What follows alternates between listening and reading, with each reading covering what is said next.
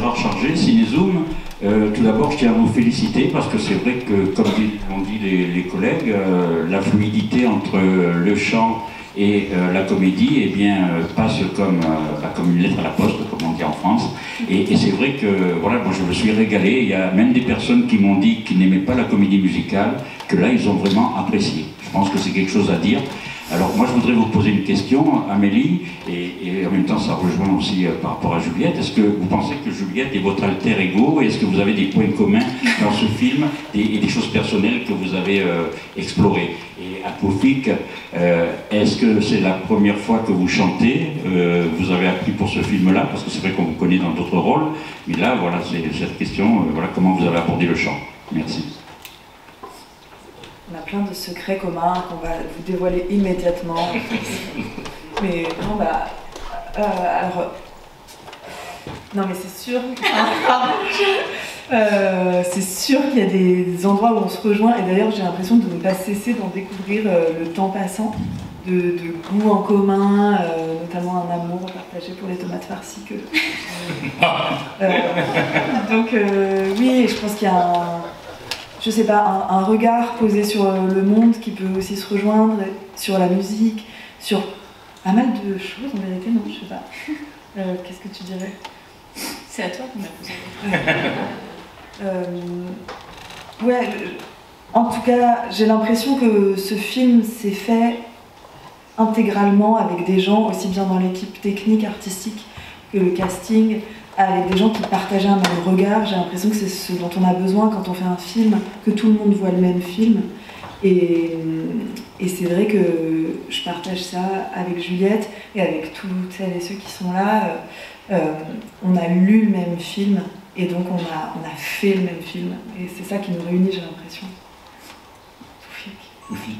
As-tu déjà chanté? Oui. Oui, à l'école, mais j'étais le plus mauvais de ma classe au conservatoire. Et du coup, le jour où j'ai passé une audition, en tout cas une rencontre, moi je la prenais comme une audition, j'étais persuadé de ne pas pouvoir chanter. J'ai chanté tellement faux qu'en rentrant chez moi, j'ai appelé mon agent pour lui dire « Pourquoi tu m'as envoyé ?» Et derrière, j'ai eu la réponse comme quoi j'allais faire le film, j'étais hyper excité, très apeuré, et elle m'a tout de suite rassuré en me disant « On ne cherche pas la performance vocale, on ne cherche pas un chanteur, on cherche juste des interprètes qui essayent de chanter plus avec leurs défauts. » Et ça m'a rassuré en me disant « Bon, bah, même quand on chante très faux, c'est mon cas. Enfin, personne... personne dit ce qu'elle a dit. Mais si, tu es extraordinaire. Fais ton album. Donc, non, et en vrai, vraiment, moi, c'était c'était une aventure incroyable. Et puis, voilà, je chantais à côté de Juliette et de Carmin. Mais Juliette, c'est quand même, voilà, on est sur une petite voix sympathique quand même. Et c'était extraordinaire. Elle m'a donné des conseils, mais toujours bienveillant. Enfin, vous ne pouvez pas tout refaire non plus. Il y a trop de boulot. Voilà. Mais c'est sûr qu'on était tous déplacés dans ce film. Ouais. Moi, j'avais jamais vraiment joué. J'avais fait quelques rôles ici et là, des apparitions, mais c'était toujours 2 ou 3 jours de tournage. C'était jamais 2 mois de tournage tous les jours. Donc, moi, j'étais déplacée par rapport à ce que je fais d'habitude dans ma vie. Et voilà, et les autres acteurs et actrices étaient aussi déplacés par rapport à ce qu'ils savaient faire. Donc, j'ai l'impression que ce que Amélie est allée chercher, c'est aussi les endroits où justement il faut s'abandonner, les choses nous échappent. Et c'est là qu'entre l'émotion, c'est là qu'entre une certaine fragilité. Et par ailleurs, j'ai l'impression que c'est comme si tu avais voulu filmer aussi ce qu'on vit tous en écoutant de la musique, c'est-à-dire en épluchant nos carottes, en prenant notre douche, en se faisant à manger. Bah, en fait, c'est ça, c'est comme ça que la musique nous parvient. On vit tous et toutes en musique et on a tous et toutes la BO de nos vies et c'est comme ça qu'on les interprète chez nous, les chansons. Et donc, c'est presque un contre-pied à ce que ça peut être la grande comédie musicale hollywoodienne où d'un seul coup le réel devient magique. Là, c'est l'inverse. La magie, elle est purement, simplement dans le réel et dans ces maladresses-là, dans ces fragilités-là. Et c'est ça qui, pour moi, est peut-être l'endroit le plus poignant du film, en fait, justement. La question, c'est pas de chanter faux. ou juste.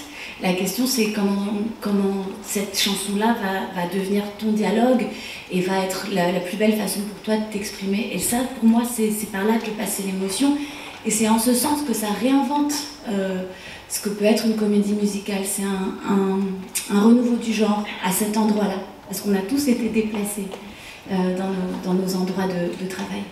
D'ailleurs, pour le casting, notamment des personnages interprétés par Pierre-Antoine et Mohamed, enfin pour tout le monde, personne n'a fait de casting de chant.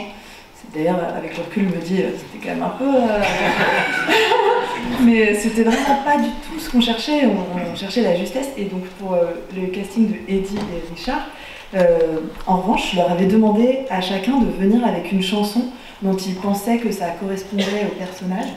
Ce qu'ils ont fait, et c'était exactement ça qu'on cherchait, c'est-à-dire que, enfin, je me souviens plus si c'était juste ou faux, c'était plutôt pas mal, mais c'était plutôt de se dire, ok, c'est à quoi la chanson à laquelle ils pensent et comment ils l'interprètent, et c'est là-dessus que, notamment, que le choix s'est fait, en plus de leur humour infernal.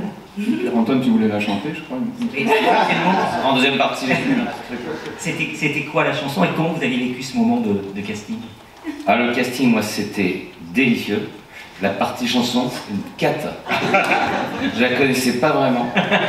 Donc j'ai mis la musique avec mon téléphone, mais avec la chanson, quoi. Et je chantais par-dessus, pas vraiment les fins de phrases parce que je connaissais pas trop. Mais j'ai l'impression que je l'ai eu plus sur la danse. C'était plus... Mais bon, c'était le bonheur. Hein. J'ai cru que t'allais... S'il y a de la demande, moi je peux le faire. Je peux prendre en charge. Moi j'avais chanté Vianney. Ouais. Voilà, c'est la première chanson, c'est venu tout de suite, je dis ouais, je vais chanter ça. Et c'est une des seules que je connais un peu. Et voilà, et j'ai rencontré Pierre-Antoine au casting, et c'était l'éclate. L'éclate, c'était trop bien. Oui. Bonjour,